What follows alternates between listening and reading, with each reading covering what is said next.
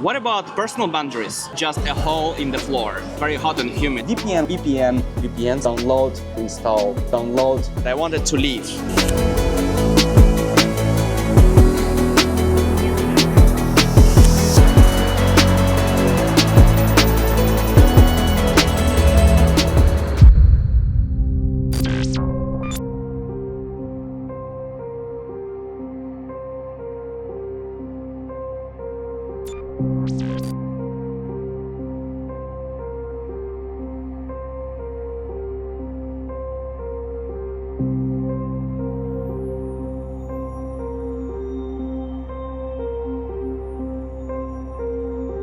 Also, you know, it's almost impossible to be prepared 100% without being here, to be prepared for all the China surprises, because China is huge, you know, we already learned that from previous episodes. And yeah, so with this video, with this particular video, I would like to help you to smooth the path of your journey to China. If you're already here, or if you want to go here, or it's like just a business meeting, or it's just, you know, you want to start your own business in China, or you just want to visit China as a tourist, or you want to enroll to a Chinese university, this video is exactly for you.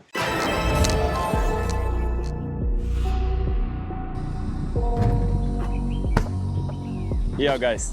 So even before you start thinking about any trip, like China, whatever, like United States, European countries if you're not from Europe, Bali, Indonesia, Japan, whatever countries you're looking for, number one comes visa, the paperwork, the most essential part, guys. So let's go through this topic in 1 minute or even less. Basically, there are like 4 visas. Tourist visa number 1, it's like if you're a tourist or you just want to visit China before actually your main relocation, right? So just to check out how it's here, do you like the weather, do you like you know, the food and just general stuff, or just, you know, to help yourself get acquainted with China, then it's tourist visa for you guys. Number 1, it's easy. Like within 3 days I got my student visa, right? So I believe that the tourist visa will take you even less time. So next one, second, is a student visa. Student visa is very easy one. So basically, you can be studying bachelor studies, master studies, MBA, like I'm doing. But at the same time, you could get the student visa even if you're studying only for language courses here. So yeah, guys, many guys I see here, many people, many students, actually, you know, they're doing some part-time business or, you know, just trying to get into China better.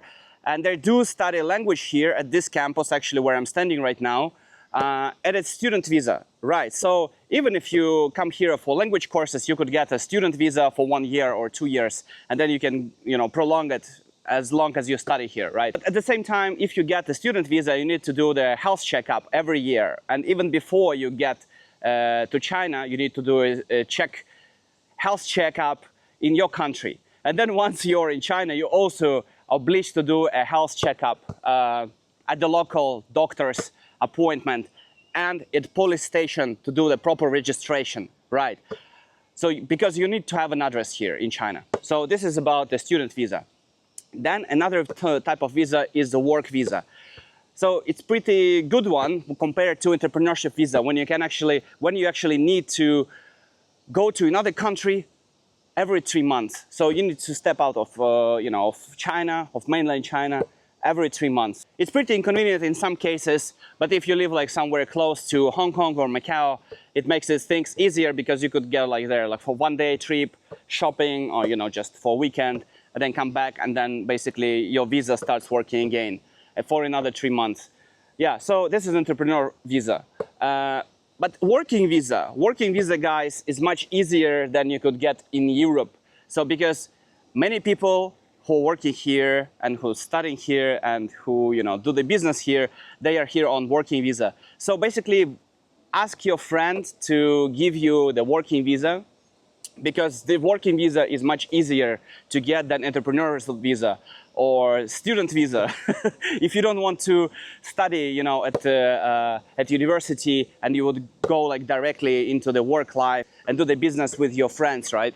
So yeah, I would say that would be a really cool thing to start with. The working visa, why I'm advising on that? Because actually, it's not that hard to get this visa. If you have friends who are working in China, who have businesses in China, you could ask them. And why it's easy for them? It's much easier than in Europe. In Europe, you have to present that actually only this person can be hired because there's no one else, such an extreme specialist, such a scarce resource employee that you couldn't find in your own country. And that's why you have to hire an employee, expert from another country, and you have to invite them, right? So sometimes it's not that easy in Europe, but here is much easier. This is about visas, guys. Think about it first. What type of visa you want to get before you come here? So maybe you start with a tourist visa, then you switch into student visa, and then you switch into working visa to do your business, guys. Let's go. About the price, guys, it a little bit varies from country to country, but I would say you should prepare at least like 200-300 euros. So 300 euros, I would say, because also you have to count in doctor appointments in your country. And then once you are here, you also have to go through appointments. So this is why you have to prepare a little bit more than actually you could see on the website, because on the website you see the price that actually the embassy of China is charging you or visa center is charging you, but there are some add-ups to this, of course. So when you proceed further with employee visa or like working visa, or entrepreneur visa, then it will a little bit change. So but yeah, I mean, if you're planning to visit China or to work in China or to study in China, of course your budget, your choice, it's on you guys. I cannot help you more. So guys, please don't think that China is cheap. China is not cheap anymore. It's the same story with Turkey. Turkey is not cheap anymore as it used to be maybe, 8 years ago or something. It's not that cheap anymore. So be prepared to spend some money in here. Be prepared to bring your budget in here. Do you speak English? Maybe Russian, maybe German, Dutch, French? Congratulations. This will not help you in China at all. Forget about those languages.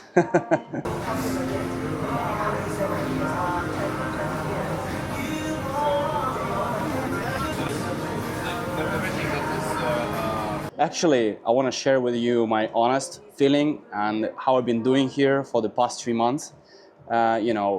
English is not widely spoken in China, right? So mainly in 3 cities like Beijing, Shanghai, Shenzhen, right?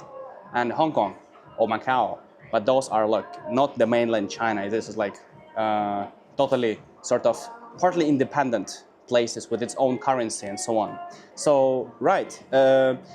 I've been communicating with the Chinese people through applications. Actually, right now I was agreeing on some contracts with the building behind me.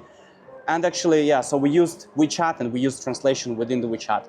Or actually, sometimes I'm asking for help of my Chinese friends who speak English fluently, so then they just join me for some meetings and then everything goes smoothly. Also guys, regarding, the language skills in Guangzhou, people here, majority of them forget about English at all. They don't speak it here. So either you speak Chinese or you have a friend who speaks Chinese and who translates for you, or basically you use some app that helps you to get through this tension, right? The barrier between you and people. Believe me, even with a Chinese person, when you start your conversation, even with your ni hao or ni hao ma, or some of the Chinese that you learned already, they will be pretty fascinated with your language skills because actually you show gratitude, and this is like the icebreaker basically. Right, so but if you want to learn language, then you should start probably in advance. Right, the language is not that easy, and I would say please be prepared for this wall of maybe like some miscommunication for some time.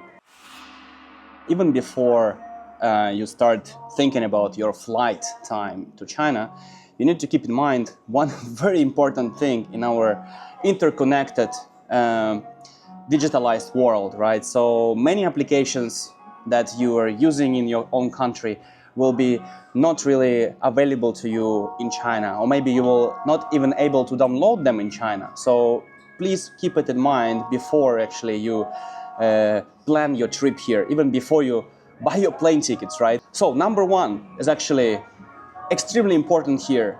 WeChat. WeChat is the substitute for, as you know, WhatsApp or Telegram or Messenger, the Facebook, the Meta. So remember one thing, that all your applications that you've been using in your country, like Facebook, Meta, Instagram, Telegram, they would not be used here. So people, maybe like majority of people never even heard of them. Please keep in mind that even when you are here, some of those applications will be unavailable to you for download, or access even will be restricted to them without a VPN. Number 2, this is Alipay. This is like a mega app, super app, you name it. Because within this app is actually, there are plenty of other apps that you don't need to even download. Pretty similar with WeChat. There are actually two competitors on the market. And with the Alipay, you can actually do the payment thing. So it's like pretty similar to what we're using at home with the, you know, like Apple Pay, Google Pay, and so on. But this is actually has more features inside the application. So please download that. And within this app, you can also start using it actually in China when you have a European card. So bank card, like debit, credit, you know, if you have like a Visa, MasterCard, you can already wire it up, download it, upload it, your business card, upload your MasterCard or Visa card into the application. And then actually, once you're in China, you will be able to use it. You will need to scan QR codes, but that you will actually learn from the app. It will be pretty easy. Nothing spectacular or super complex within the application. Also in China, you know, the use of cash is really significantly declined. So maybe it will be like not convenient at all for you to find like some places that they only accept you know, only accept the digital cash. So they only accept payments via WeChat or Alipay. Some places actually accept only Alipay or only WeChat payments. So this is why it's very important to have like both of them. Without Alipay or without having WeChat, it's pretty difficult to catch a taxi, or otherwise you will be like actually paying much more extra money, because the taxi drivers will think that, this guy is like new to China, and definitely they will try to charge you, to like sort of scam you, right? Rip you off with your money, because yeah, you're a newbie here. So that's why they will ask you, hey, pay me 100 or 200 RMB for one trip. That would usually cost through another application, the taxi application, Didi, would cost you much less. Number 3, Taobao. Taobao is the AliExpress for China, where you can buy anything. And when I mean anything, it means anything. You can buy food, you could buy clothes, you could buy accessories, you could buy electronics, and it will be delivered directly to your address. I have been ordering through Taobao pretty many things. So, been like my fridge at home, I actually got it from Taobao. I got my vacuum cleaner, I got my accessories for home, I got it from there. Yeah, and plenty of other things. I got it from Taobao. So pretty convenient one. You just have to wait like maybe 2-4 days, and it will come to you from any place in China actually. Number 4, Meituan. There are other applications like Meituan, it's like Danzhong, Dianping, LME, and other applications. But it's pretty convenient because you can order like food from restaurants, you can book restaurants, you can actually also get the food from grocery shops, and so on. So pretty convenient, and you also can check the reviews on particular restaurant you're interested in. So Awesome Cafeteria, which is also pretty convenient. It's like sort of TripAdvisor, and at the same time delivery food like Uber Eats or you name it. Number 5. It's Baidu Translate, because forget about Google Translate that you've been using at home, because actually here it doesn't work. So forget about Google services, and sometimes maybe even your VPN will not work, or you will be struggling with the internet connection, and actually the VPN will not be possible to use at the point of time when you really urgently need a translation. So keep it in mind and have it on your phone just in case.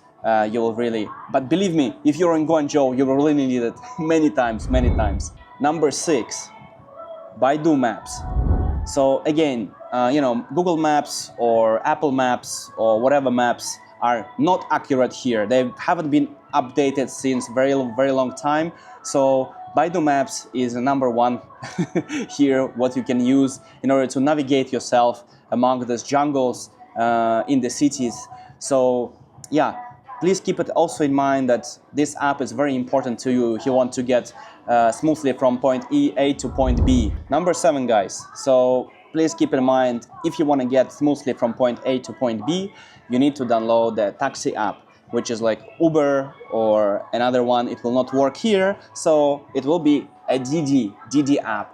Remember that. Please download it on your phone, or you can actually use it if you already have the downloaded application called Alipay, right? Because in Alipay there will be this app already built in, so probably you will not care about it. Number 8, Diaojia. So this app will help you to solve your issues at home. Whatever you need to clean the house or call the plumber. So this app you should actually have on your phone, and there will be all services at your home with no time. Number 9. So this is actually Douyin. So it's actually the name of the TikTok. But the TikTok here is different from TikTok in Western countries that we're using. So in Europe, TikTok is a TikTok, but here is a Douyin. And both brands actually owned by ByteDance. Right, so if you want, to spend your free time or, time that you have before going to sleep and watch cute videos or dancing videos. So yeah, this is the one app to go for you. Number 10. So number 10 is the Dili, the app that will substitute your YouTube at home. So because also YouTube is blocked here, and it will be not accessible without VPN. And sometimes VPN is pretty difficult to be installed or accessed. So please use Dili once you're here, and this will also help you to learn more Chinese. And instead of looking for Netflix, because Netflix is also banned here, so you can actually go to Youku and watch some Chinese series. 你好，你好. This is what I'm doing actually. 哦，就做这个。Shaoguan Shaoguan. factories, yeah.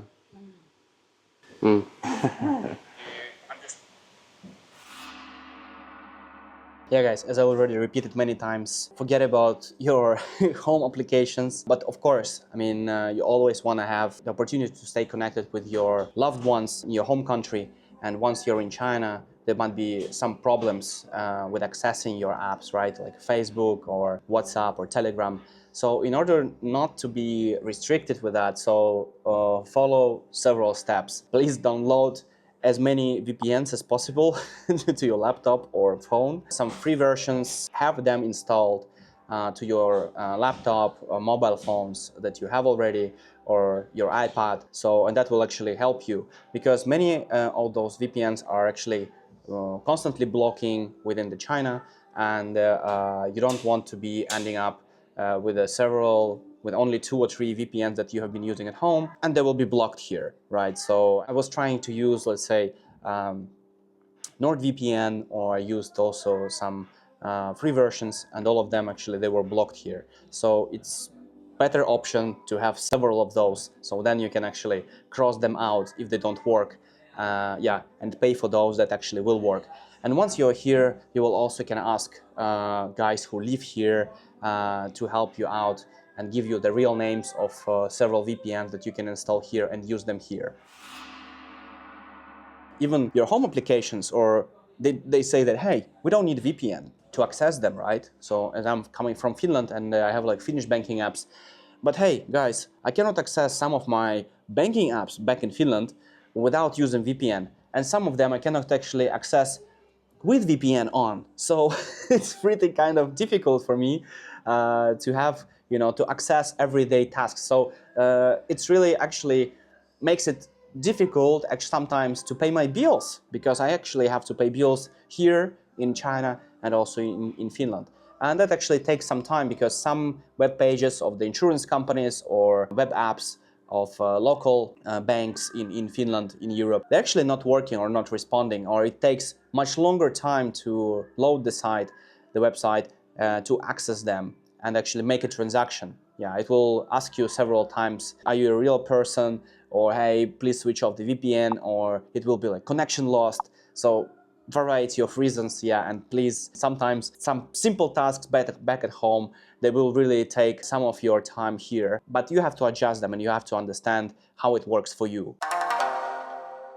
Guys, I'm basically sharing with you what was working for me and what's working for me now and what's not working. Save your brain cells, save your nerves. Once you are here, you're already sort of prepared for the China, right? Real case scenarios we are actually trying to show to you here. Yeah, guys, so let's talk about internet and mobile services. So basically you can buy a SIM card immediately on your arrival, exactly like at the airport. But let me tell you what, once you arrive at the airport and you want to buy a SIM card there, it will be more expensive for sure, because the tariff plans they use, they're designed for tourists. Then also in mobile phone stores you can buy a SIM card, and you can buy a SIM card from the street vendors. But and the street vendors, probably you will not need to have a passport with you, and if you go to the mobile store, then definitely you have to bring your foreign passport with you to verify your identity. In the mobile stores, they are everywhere. There are plenty of companies like China Telecom, you know, and the other companies here on the list. You can see, you just you just choose what you like and the prices that they offer for you. But sometimes there's also a tricky part. They offer you to buy a SIM card, the tariff plan for the next year or two. And they ask you quite politely that you're gonna pay in advance. So you're gonna invest into your SIM card, and then you're gonna use this money. So you basically you deposit money on your SIM card account, and then you use it with time for 1 year or 2 years. And then it will be much cheaper, of course. I'm using mobile China Telecom, pretty easy, and I pay approximately like 90 to 100 yuan per month. And I have like 90 gigabytes. But there is a solution. There is a solution. So you can, for only 300 yuan, approximately like 40 euros, you can buy for yourself a small router, a small Wi-Fi router, where you can install a SIM card. And then you can actually use it, you know, as an unlimited internet for yourself. But because I use a cell phone only as a SIM card in my cell phone, so I pay approximately like 100 something yuan, so approximately like 15-20 euros a month for my internet. But it's not unlimited, so I use pretty much of Wi-Fi at the premises, at the office, and in school. So I welcome you in my apartment. This is not an ordinary apartment.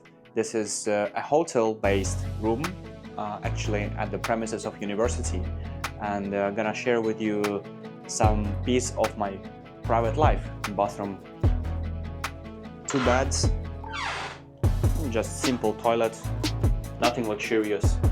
We'll suck in all the water from the wardrobe to keep your clothes dry. So basically, if you're not staying at the hotel, you will need to download another application, which is Zeroom or some others. It will help you rent housing for a long time, but the help of fellow Chinese will again be needed in this matter. So basically, sometimes Chinese actually refuse to accommodate foreigners with argument or reasoning, you know, they don't know Chinese and how can I communicate with them? So guys, be prepared for that. Also keep in mind that you will have to pay not only a month rent fee for the apartment, but also prepare a deposit equal to the price of the apartment for 2 or 3 months, as well as the realtor commission of approximately 50% or even higher. That's it. If your apartment costs like 3,500 yuan per month, or like mine, 4,500, you will pay approximately 12,000 yuan or 15,000 yuan right away.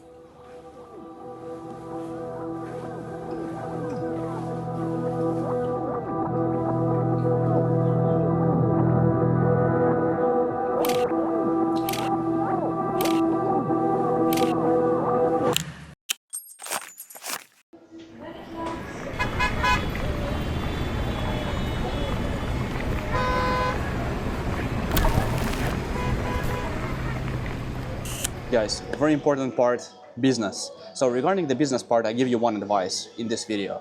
So when you want to build your company or to establish your presence here in China, so you have to start And keep in mind one very important thing, it's an assistant. So you have to find a proper assistant that speaks your mother tongue and Chinese. So thus you can build effectively bridges between your country or the countries where you're working, where your operations are, and China. There are like several applications actually you can start using, searching for those assistants in advance before you come to China. So also you could use local agents, so you can ask from your network if there are available any agents in China who work with China, like HRs, who can fulfill your needs, who can find you an assistant, a personal assistant who will work for you here in China and who will start helping you out with local things even before you arrive here. Yeah, and for sure you could use different applications like Jobble, Indeed, Upwork, Glassdoor, JobStreet, and of course LinkedIn. But for those applications, for sure you will need VPN, and make sure that your VPN works in China as well after your arrival. I will soon publish a new video about the business trips to China and all necessary information for you when you visit China for business purposes. So make sure you click the subscribe button so you will not miss those videos once I publish them, and you will be the first one. So remember guys, so you will have your competitive advantage and first mover advantage, thus you can beat your competitors.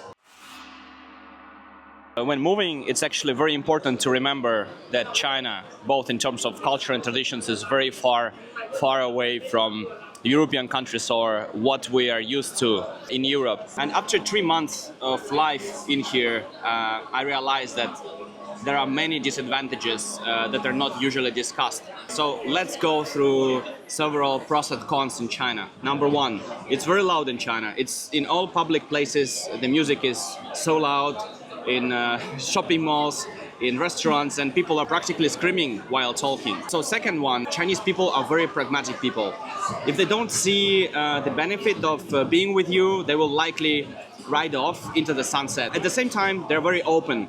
If they don't like you, they will make sure that they will tell you or show it by their behavior. Number three, despite the fact that Chinese are very hardworking, you can say that sometimes they're lazy. You need to set the task very clearly, point by point. Chinese people are a little bit lacking the initiative. They are in search of stability. They do not need the American dream.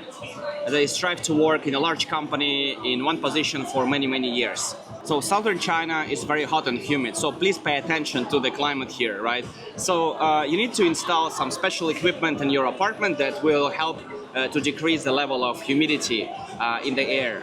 So every day I do this procedure in my apartment, and approximately like 1 liter of water is taken every day. And also daily I change different sacks in my wardrobe. So yeah, I want to have my clothes dry and clean. So all the time people here are wearing masks, even before the COVID. People get sick here quite frequently. So, and this is the reason that masks here, like facial masks, they were very popular here even before the COVID. So it's very common practice that if you are sick, you don't miss school of work. Therefore, flu spreads here quickly.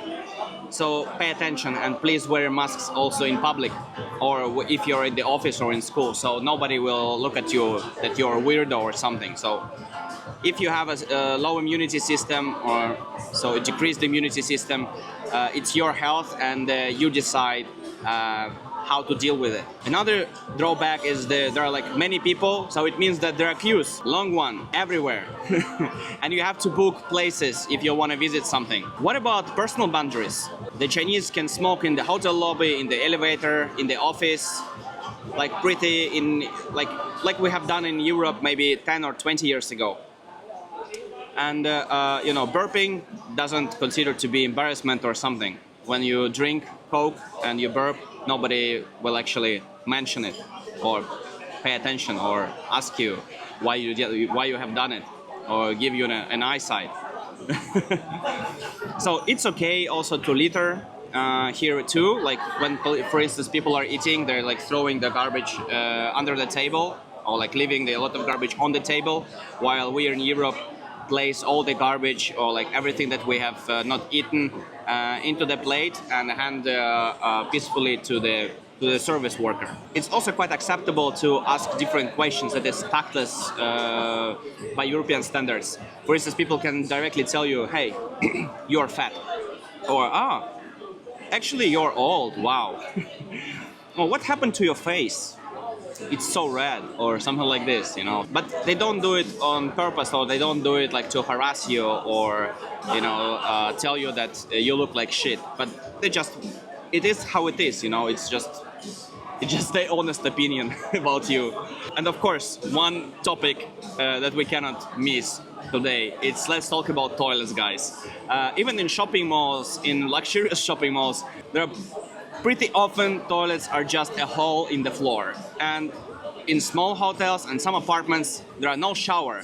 There's just a watering can next to the toilet where you wash. So I was pretty shocked a couple of times when I was going into the toilet, and I've seen that actually it's not only the toilet, but it's also a shower. You know, guys, it may seem that there are many cons, and you will ask me, Dennis, but why you staying there? Why you love it? Why you enjoy it? Why you stay there? I cannot tell you what. And there, like on one side there are cons, on the other side there are pros. At first there was like my opinion, and I was very emotional. There was only one thought spinning in my head. I wanted to leave. I wanted to go home. But actually, what I might say that you quickly get to used to all of this. And the advantages for me personally still outweigh, right? After all, I'm still staying here in China. So China is very big, and here you can find everything you need, everything you want. If you want to live in the concrete jungle or in a small town with a small population, great. You can find it, you can do it, you can live there, and you can find apartment that will cost that amount of money that will be suitable for you, and a comfort that also will suitable for you.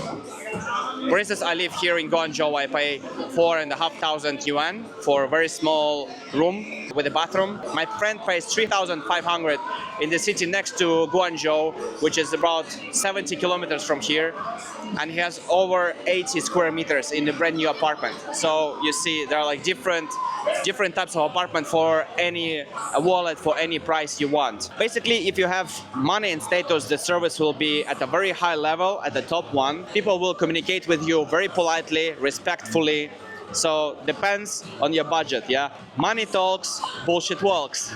In Europe, it's very difficult to become a millionaire, right? So China is growing and developing rapidly, despite all the fact that they're gonna tell you on the TV, in the news, media, whatever. China is still growing and developing rapidly, right? I'm here, I see it, nobody is paying me for that. And if you have a Chinese education, real knowledge about China and business here, guys, I'm telling you, sky is the limit. Another very good point here, that China is very safe. I have never seen a fight while I live here. The crime rate is very low. If they deliver a laptop to your door and leave it there, nothing will happen to it, and no one will take it. Moreover, there are cameras everywhere, so you really feel safe. And it's not just feeling. It's actually, they found me when I asked them, we had like some issue at the post office, and they found me like 2 weeks ago picking up the parcel. Guys, don't mess around. It's real, it's real. If you don't break the law, you feel very comfortable here. So nothing gonna happen to you. Another very good point here is the advance of technologies. So due to short period between production and delivery to the customer, the level of adoption of new technologies on an everyday basis is very high. So the fastest delivery that people in Europe can only dream of, the same day. If you order home delivery of a brand new phone in the morning, you will have it after lunch and just off the production line. Food delivery, if it's some kind of madness. Sometimes it seemed that to be unreal, like a delivery man on scooters on the road, at sidewalks, like in a hurry, you know, they're counting every second of the time, right? And also in some cities, they're food delivered by the drones. Wow, look at that, crazy, right? Living in South China, especially in Shenzhen, is very convenient. Pretty cheap flights are available, let's say from here, from Guangzhou, I can fly to Philippines or to Bali or to Vietnam or to Thailand. The prices are approximately 100 euros or something, and the flight time is just around 2 hours. Don't forget about Australia and New Zealand. From here you can get pretty convenient flights to that part of the world, right? Which is seemed to be like out of the reach while you live in Europe. So another benefit, right? Yeah, so people here are very polite. They're always helpful, even so they don't speak English quite well, or they don't speak English at all. When you have like the translator, or you ask politely, then they see that you're in need, and they will make sure that you will find your destination, or you will buy the right product, or that you will get the food that you ordered. So people are really helpful, and this is really a good thing about it.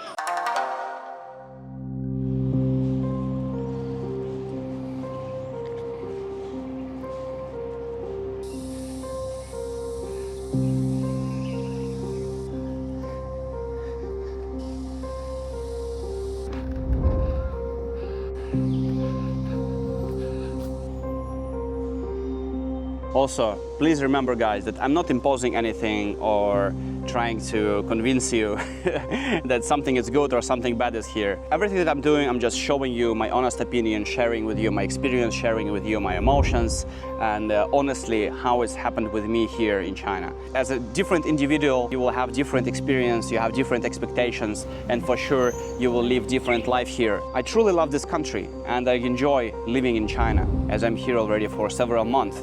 And remember what I said at the beginning, I wanted to leave after 1 week. If you have an idea that really you want to try this path, as I have been discussing here, and you want to come to China for work, studying, or just visiting this beautiful country, so no matter what, just do it and don't think twice.